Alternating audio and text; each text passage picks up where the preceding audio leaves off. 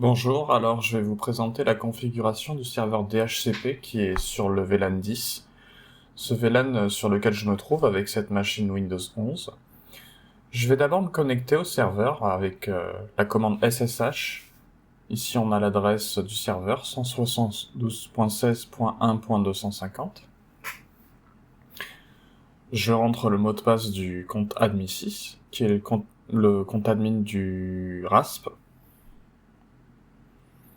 Voilà, je suis connecté. Alors il y a deux fichiers qui sont importants. Le premier c'est config.yaml qui est dans etc/netplan.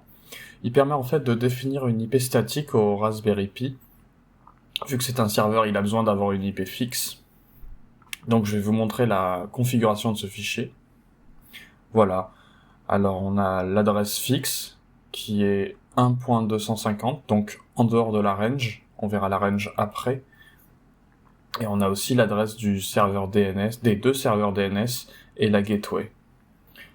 Maintenant, on va pouvoir regarder le fichier de config du DHCP, donc ce qui est le plus important en fait pour cette machine, vu que son but c'est d'être un serveur DHCP.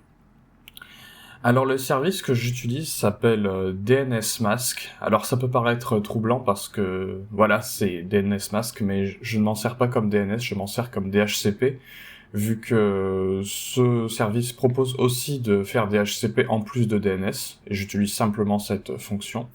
On a donc sur la première ligne la range, qui va de 1.100 à 1.200, donc on a 100 adresses libres. On peut en ajouter, voilà, avec un bail de 12 heures.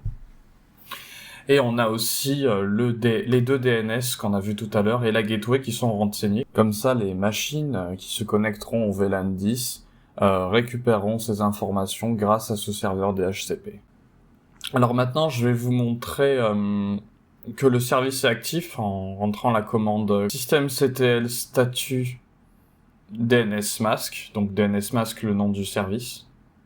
Et on peut voir que le statut est activé avec écrit running.